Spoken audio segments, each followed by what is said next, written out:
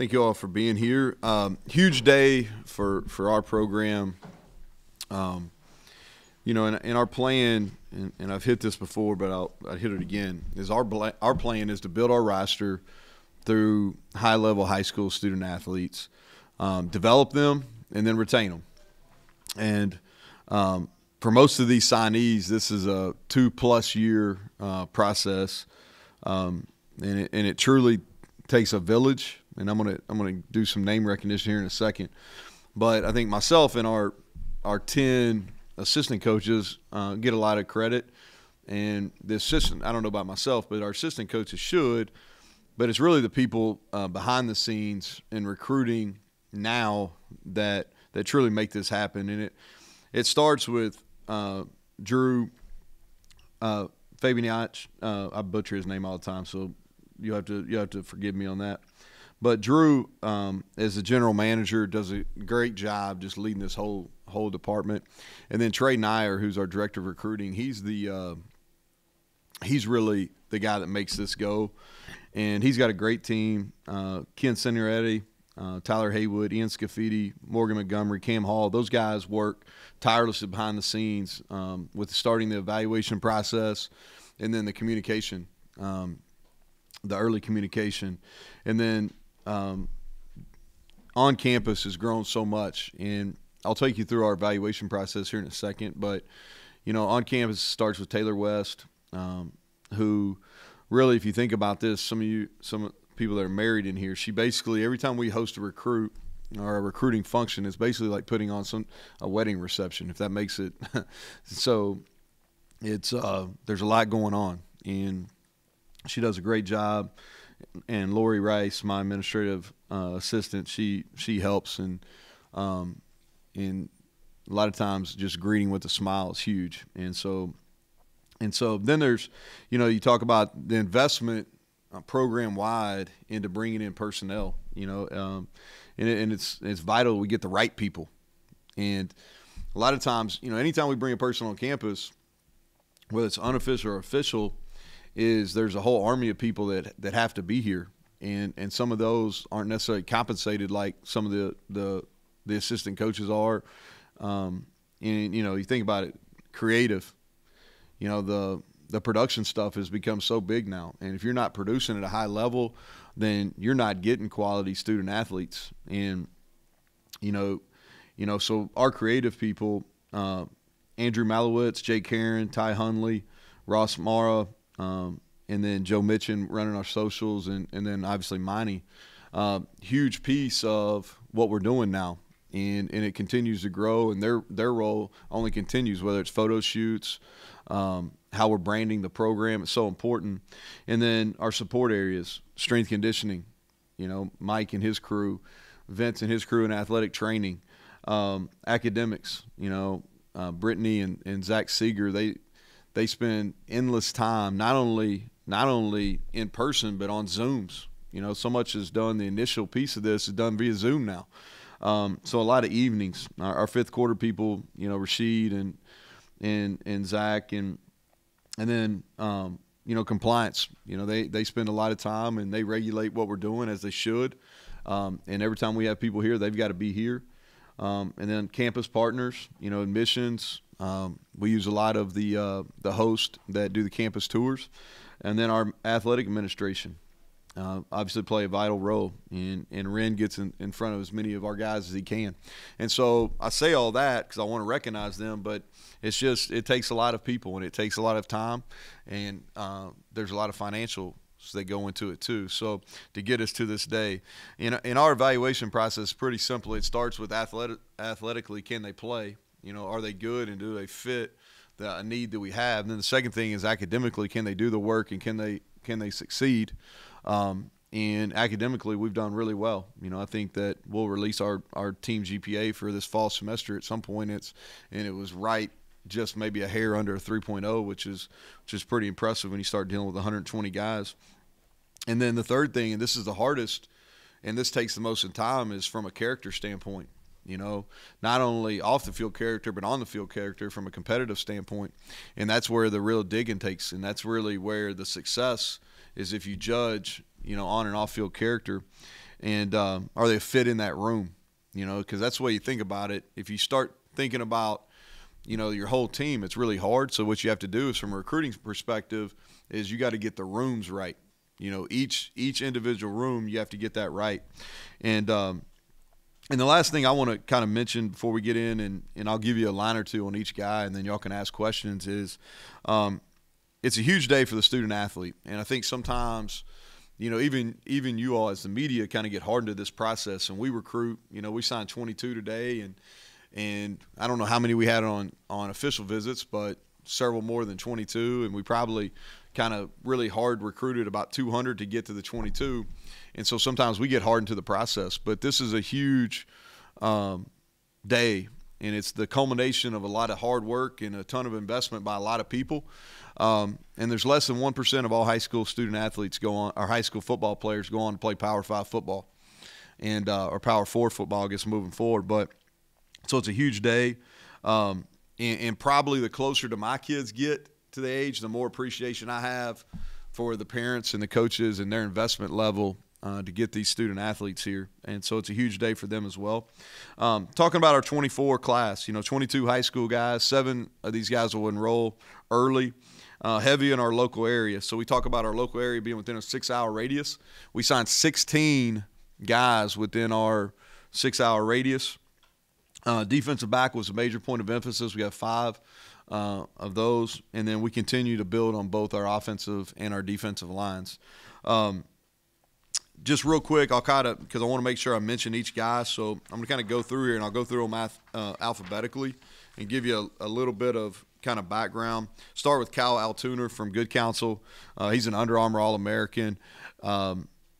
We had him in camp twice and have seen him play games multiple times. He's a state champ. Great football mind, tremendous worker. We're going to play him in the interior, and hopefully, you know, I think center is where he's going to be his best fit. Luke Austin from Sterling, Illinois. He's a tackle, really athletic.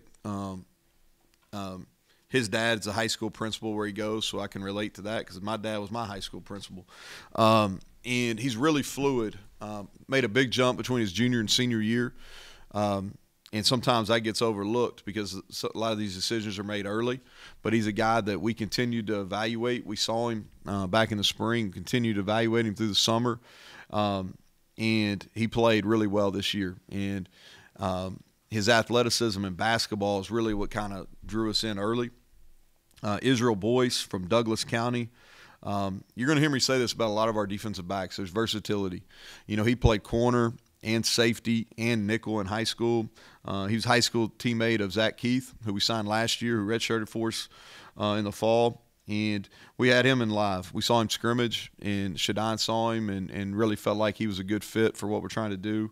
Mekhi Byerson will be a defensive end, Manchester High School in Richmond, Virginia. His dad, he's a legacy. His dad played basketball here for Coach Beeline. And he's a basketball player too, really good athlete, played tight end in high school. And, you know, I think he's a guy that can play early. Dom Collins. And so we talk a lot on offense, and Chad, this is something we really emphasize why guys play here. It's about production. And so we had Dom twice in camp, and he ran, you know, really, really fast. As fast as any 40 time that I've seen live, and a couple of you guys were there. And then he went out and had 83 catches for almost 2,000 yards, and watched him in the state championship game. And so his production, you know, earned him this opportunity. And so the next guy would be Jason Cross. He's a safety. Played in the Whippeal, which is obviously really good football. He's the first D1 signee at that high school since 1980, which was the year I was born, so it's been a while. And we had him live in 7-on-7, and some of you guys saw him there too. Really like his body control. I think he's going to continue to fill out and be a safety here. Travion Dunbar goes back to production again. He's been on campus multiple times. We watched him as he went through his senior year. And think about this. He ran for over 3,000 yards as a senior. You know, that's – and good football too in South Carolina. You the big one today was Day Farmer.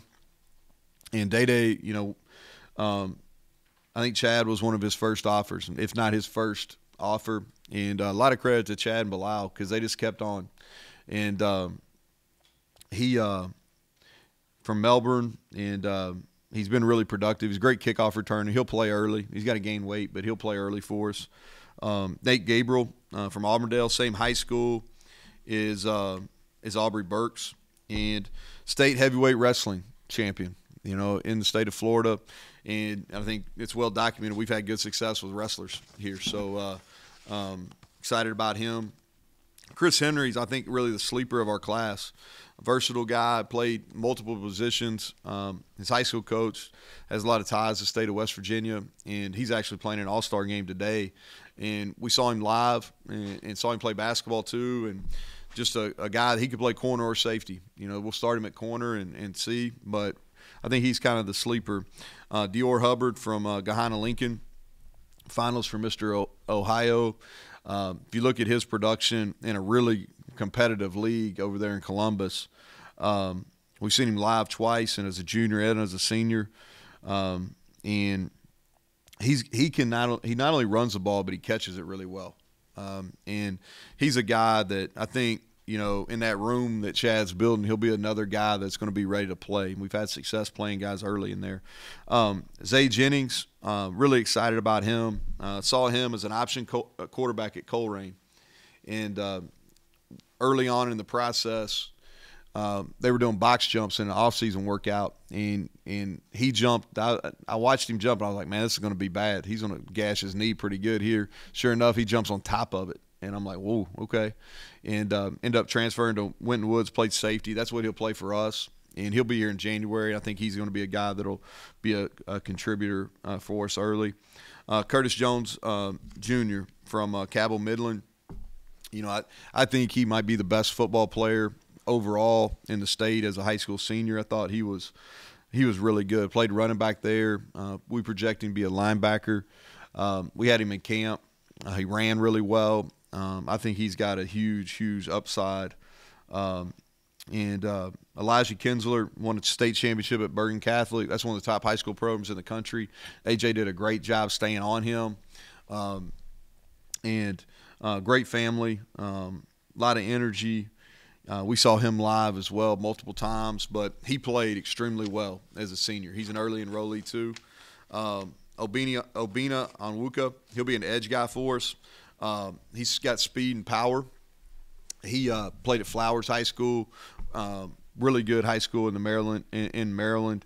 I think he's got huge upside, and we beat a bunch of people to get him. Brandon Raymond, 3-time state champion at St. Joe's Prep in Philadelphia. Obviously, high school teammates at Josiah Trotter, and he was really good in the return game. When they come from that program, they're ready to go. They know what work looks like. They know what the preparation looks like. Keyshawn Robinson, we had him in camp twice. I don't know, a lot of you guys followed this, but I haven't recruited very many guys that won the 100, the 200, and the 400. That's the thing that's impressive to me. Like you see the 1-2 combo, but you don't see the 1-2-4. And he's at Jefferson High School, and he's an athlete. He can play either side. I've been really impressed. The kid's a hard worker, and he's going to be a really good player. Jack Samarco is a guy that played his best football as a senior, transferred to Anderson High School in Cincinnati. And he's a guy that's big. He's got the size right now. He had a really good receiving year for them. And he'll be here early as well. And Justin Terry is just a huge human being. He's got great feet. He's got length. It's going to be a developmental process for him. But I think very similar to Johnny Williams, who we feel really good about being a factor for us next year. Keon Washington came to camp this summer and ran well and played corner and showed the ability to play man coverage. He was at a camp where we had some really talented wideouts, and he did a really good job. Did a little bit of everything at St. Charles High School. Played receiver, DB, kick return, punt return. Good athlete. He's versatile. Again, we'll start him at corner, but he could play all three positions in the secondary. And then Khalil Wilkins. You guys that came, we had him in camp, and then we had him at 7-on-7. And the day we had him in 7-on-7, he really put on a show. Made all kinds of big time throws, and I sit right there on the golf cart behind him, and that's kind of like, and you golfers, that's kind of like sitting on the first tee, right? And you got the head coach sitting right behind you, and he threw dime after dime, and he's going to be here in a couple weeks, and it's going to be again a developmental process for him, but he can run. He's legit fast. And when Mike Joseph gets a hold of him, I think he'll add good weight and only get faster. And he's got all kinds of arm talent. And so I'm excited to work with him. And then our last guy, but certainly not our least, Ricky Williams from Archbishop Hoban. And just a winner. That's a program that's won. He played receiver as a sophomore. And his body changed, and he moved to Mike linebacker as a junior and senior. And I think his best football is in front of him, and he was really productive at Hoban. And so just a tough kid and really good addition. And I like what we're doing. You know, I think that we're making some strides at our first and second level defensively. We got to continue, you know, to build at our third level. So I know that was a long monologue, and but there's some people I wanted to recognize, and I wanted to make sure I said everybody that we signed. So with that, question's great. Yeah, I mean, you mentioned defensive back a little bit, but needs going in, do they change much as you go through, you know, the fall, see what you actually have, what you lose, and how'd you fill the needs? We, you know, the needs were kind of what they were. You kind of project the, and so really, you know, if you have some needs that change, you really take care of those through the portal now. And especially if we lose a young guy, then we try to replace him with a young guy in the portal. Most of these guys, you know, we recruited for a really long time. And even like Day, who we got today, I mean, we recruited him for 2+ years. He was up here a bunch of different times. And so I really I'm hesitant about getting in on guys late. And just because – so our needs at the start pretty much maintain our needs. If something happens during the fall, then we usually, you know, in this time, we're addressing through the portal. In terms of Day, how, if you can, I guess, how close were you? Because he was originally committed to Pitt and then flipped, and then now has flipped again. How close were you at that point? Was that a disappointment that you almost had to regroup and wonder maybe where you went wrong and then still went after him? What allowed you to be confident to still go after a kid who already had flipped once with a 4-star?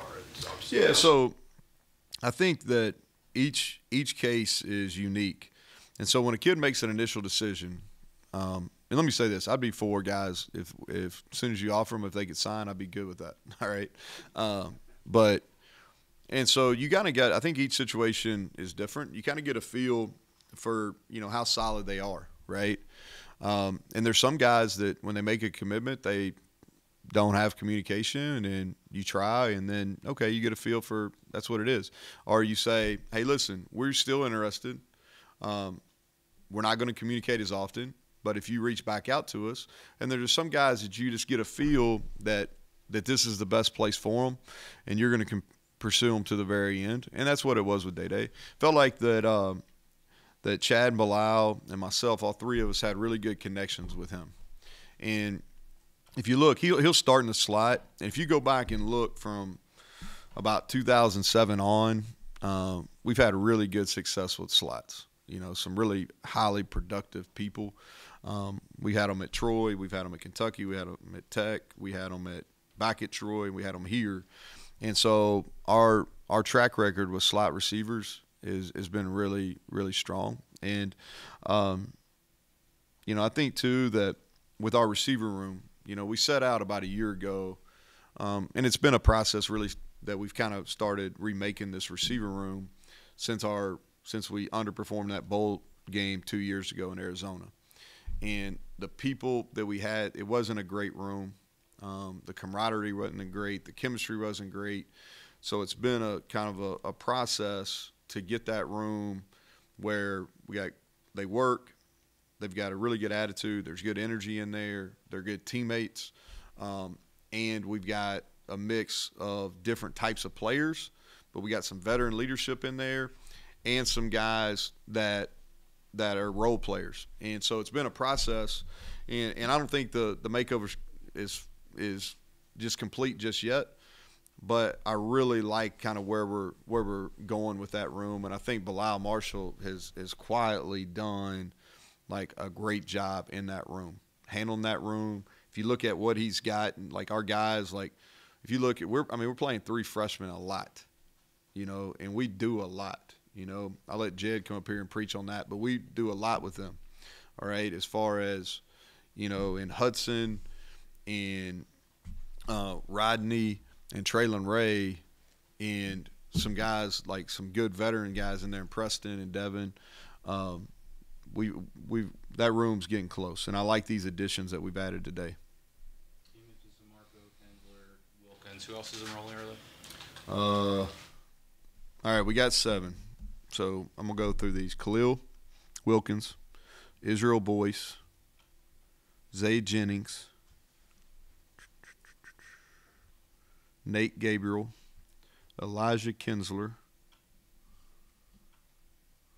Samarco, and Obi. Is that right? You mentioned the 6-hour radius early in your remarks. Has that been the biggest adjustment or thing that you've learned from the time you started to where you are now in your 5 years here? Yeah, I've got a much better feel for like who we can get and what's the right fit. There's no doubt. You got to recruit a big area here, and I think that you can get spread too thin if you're not careful. And I think it takes a little while to get the right people in the right areas. And I'm not saying we got it figured out just yet. There's probably some areas that we need to continue to work on. But it's been a learning process. Yeah, absolutely. But I think we had the right idea at the beginning. I don't know if our execution was the best. But I think that we're getting closer to what we need to be. This seems like this is a product of what you've learned over 5 years, what we see today. Is that fair? Yeah, absolutely. I think that, I think too, probably over the last, certainly over the last year, we've got, I'm probably more comfortable in knowing who's going to be successful in our program here. And we're not exactly for everybody. And even if that kid's not the highest rated kid, I say no a lot more than I probably used to.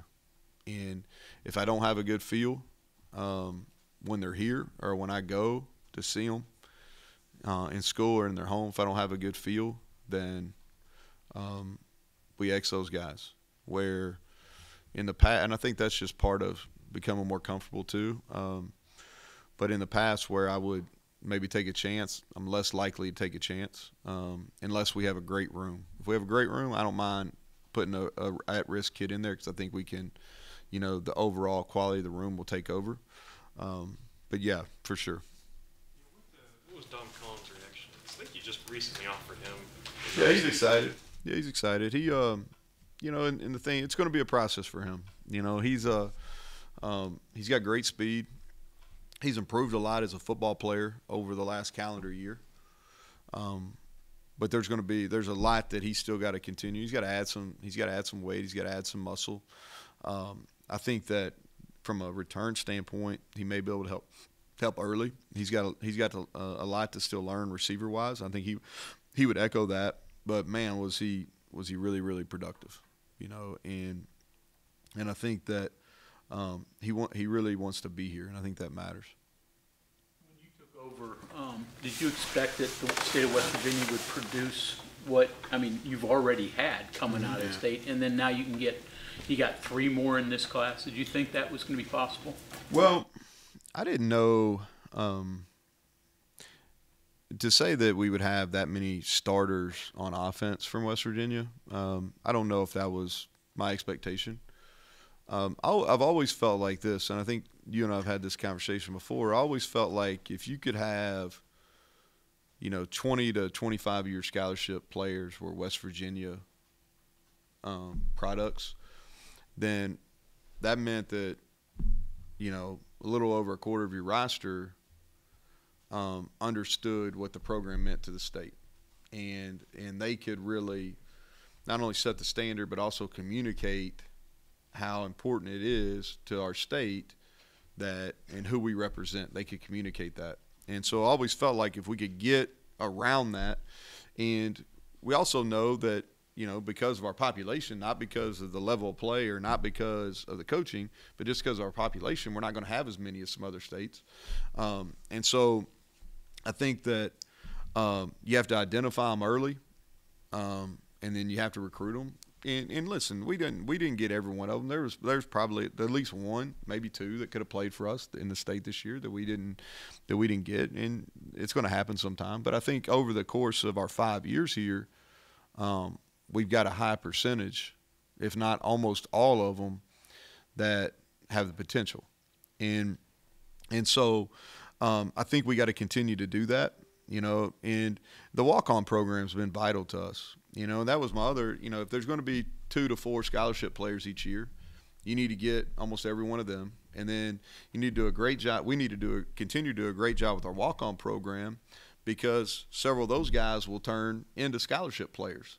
And they usually have a little bit more patience than maybe some of the scholarship. I think you're seeing that Preston Fox, Nick Malone, some of those guys. And so that was our vision early on. It's starting to come into fruition. But to say that I thought we'd have seven of the 15 guys or whatever that play a lot on offense or West Virginia guys, probably not. I hope we can maintain that. I think it's good. I think that'd be a high point for the program if we could. This was the first cycle for Blaine and Bilal. Mm-hmm. Just how do you think they did? So I think I'll talk about Bilal first. And I said this when I hired him, I think he can be an elite recruiter, and I think he's going to continue to rise. And he does a great job from a teaching standpoint. He can relate. He's a extremely effective communicator. He's got a big picture, and he's really hungry. And so he does a great in recruiting wise. Like he was the one that really. I think if you had to ask, like Chad did a lot of the legwork, but then Bilal came in and did a lot of the finishing to get Day signed today. So that was big. And then Blaine, Blaine's transitioning.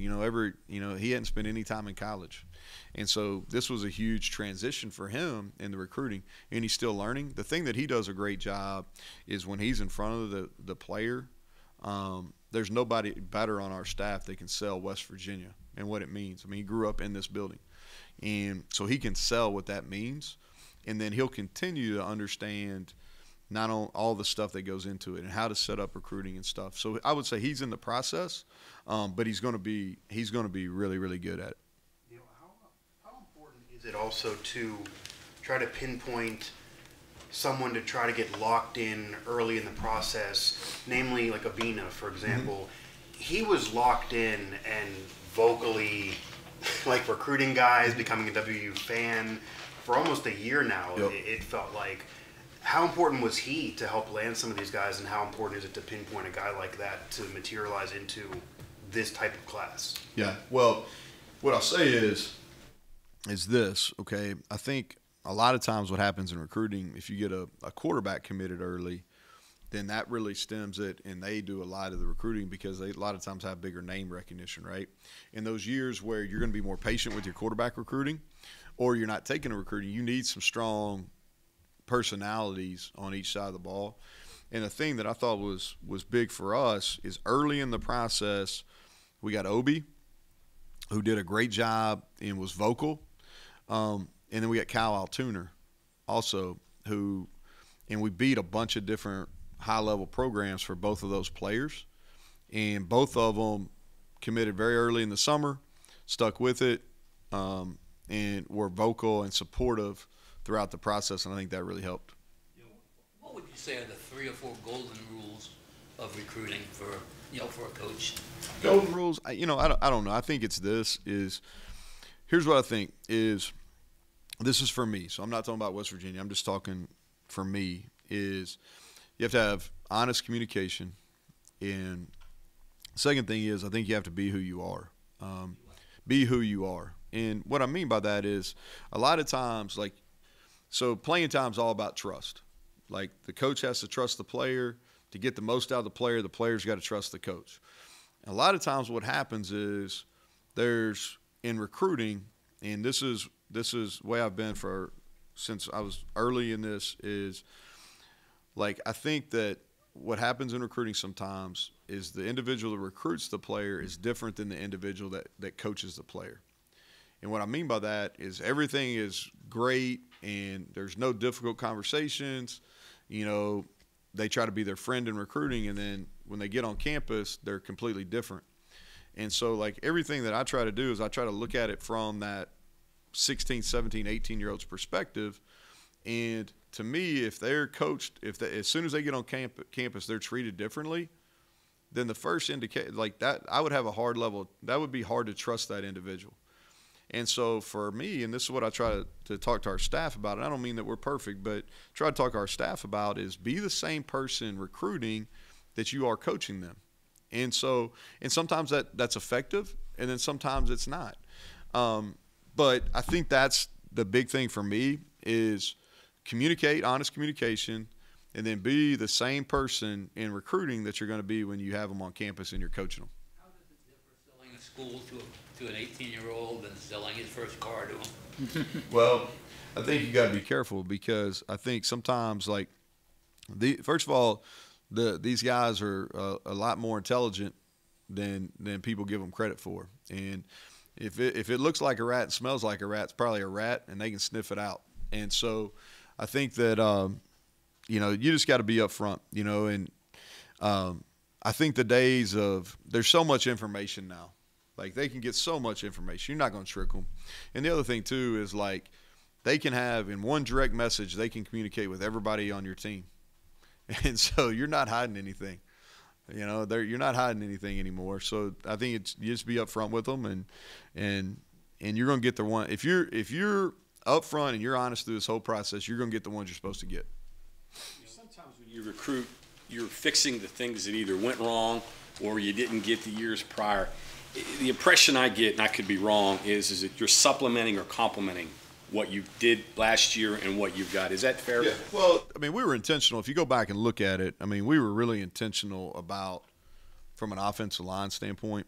And Monty, we'll wait for a second because, like, I went on a monologue where I mentioned a bunch of people, so if they got questions.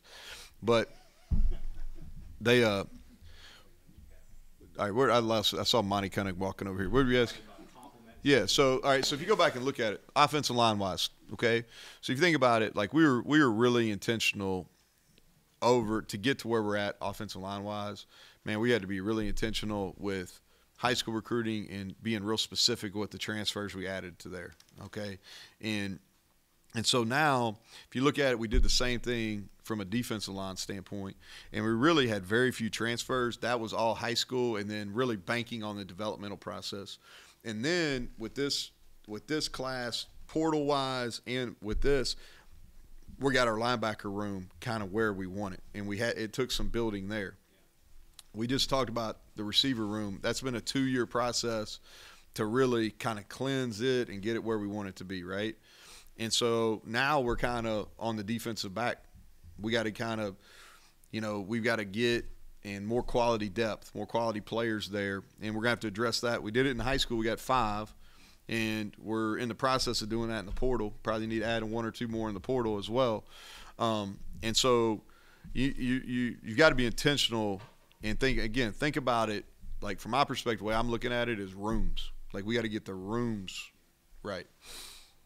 Along those lines with the linebacker, just kind of interesting here. You talk about the way you built the defensive line linebacker, but I was just thinking about what you said about Floyd at Spear the other day, where you kind of have been playing 5 defensive backs, and now you're adding pieces in the line. I'm not saying you ditch what you have, but, like, more traditional, like 4-3 or 3-3 with linebackers, just because I think you wanted bigger bodies at that second level and more of them there. I'm not saying it's the wave of the future, but it gives you that weaponry or that ability. So what we're trying to do is, you know, we've been a 3-4. That's really what we've been all year. We've been a 3-4 defense, and that's what we want to continue to be moving forward because we think we can really I think it's a better fit. You know, John asked the question about you kind of learn, and as we've learned, like, there's certain body types that we can recruit, and some of the bigger defensive ends you see us sign them today, we feel like we can get some of those bigger bodies here.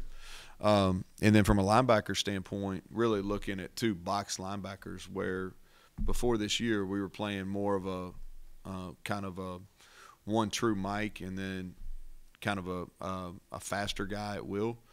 And now we've gone to more playing two of a box linebacker, and we got to add to those. And you want those guys bigger and can grow.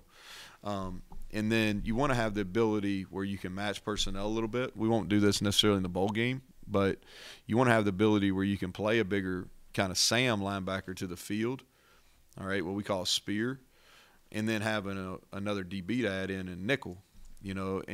But we don't have that. You know, we don't have that versatility just yet. And so we got to continue to do that. With the way recruiting has changed, Neal, is this kind of it for high school kids? Do you kind of turn full focus to transfers, or? So what we're going to do is, you're asking about the February signing. Yeah. I'm not saying we won't. You know, there may be an instance where we could, but that's not what I have planned right now. So I think we've got 6 transfers right now. That's probably going to be in the 10-ish. You know, I'd like to add, get it, we talked about 8 to 12, so I'm just falling in the middle. You know, when we start in January, and what we're going to do is now our attention turns, and just talking about our 24 roster, is trying to add quality walk-ons. You know, a lot of those guys will be from the state of West Virginia, but we're going to spend time investing in that. And now with the new calendar in 25, our 25 class, we'll spend the month of January working on that. Obviously, busy time of the year. You got a chance to talk to Jared about taking the Troy job? Yeah. And, so happy for him. Wanted, that's a place that means a lot to me.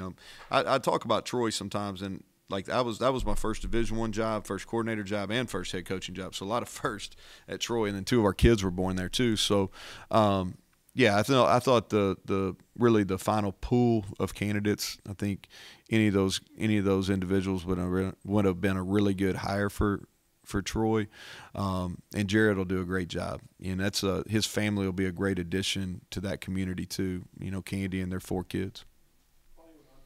Comments about the safeties and versatility there. Mm-hmm. Does that fold into Mike's question about what you're trying to do going forward, having more versatility with what you can do with the cat and and those other guys to match better? Yeah, that's exactly right, Kevin. So what we want to do is, if you look, speed and length. That's what we're trying to do. Speed and length, and not necessarily pigeonhole, hey, this guy's got to be a corner, this guy's going to be a nickel, this guy's going to be a safety.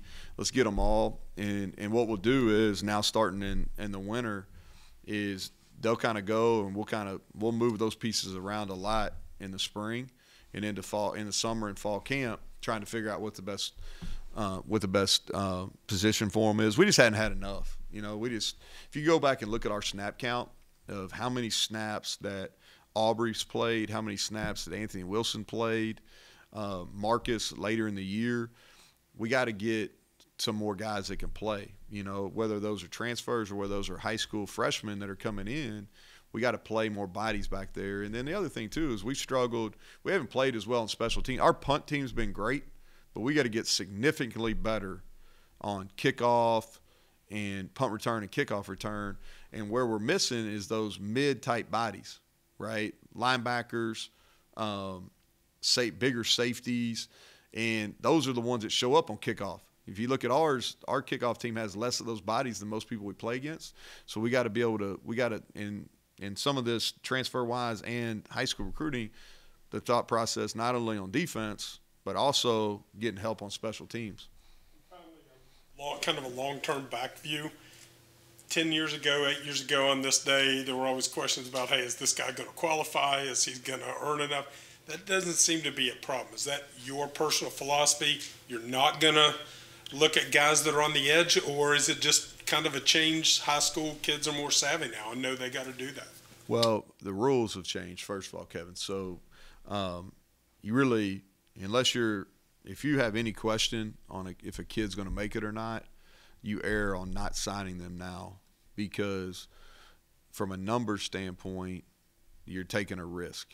Okay, so and then you see less risk taking because there's so many more available guys because of the portal also.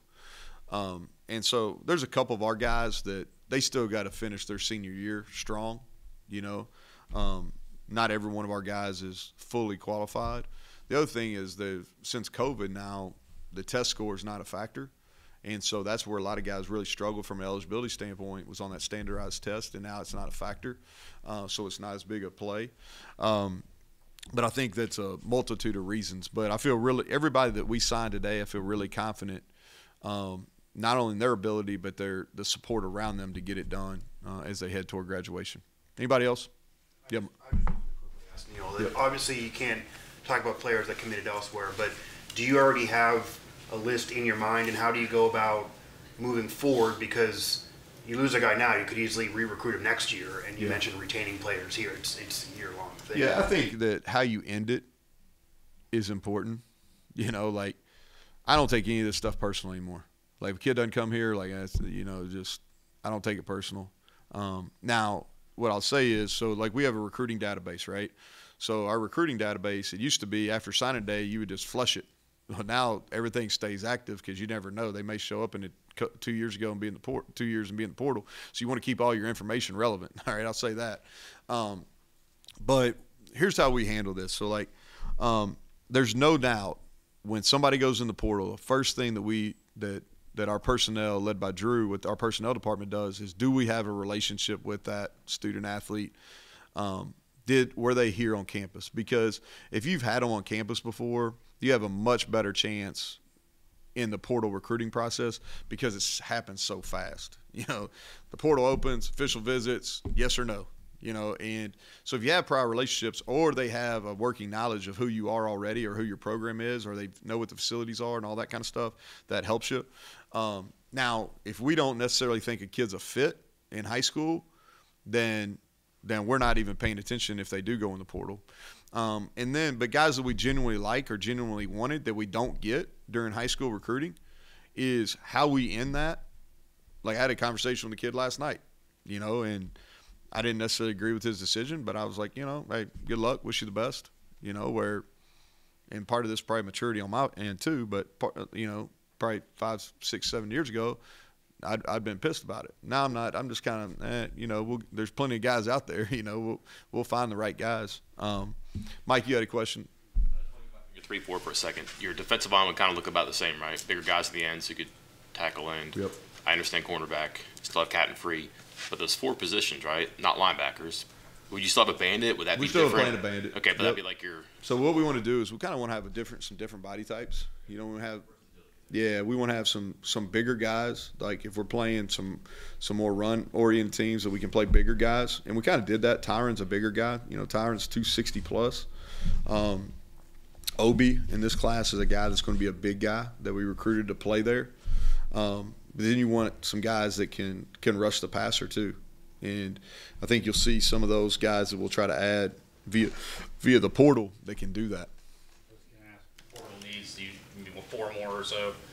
Roughly, what are you looking for? Yeah, continue the defensive backs. You know, like we talked about. Like to add another edge guy. You know, have to be the right guy offensively. You know, we've added one to the receiver room, which I think is a quality add, and so, you know, receiver and the O-line would have to be the right guy, and then, you know, a multiple year tight end. Where we'd kind of fall. All right. Yep. Thanks, guys.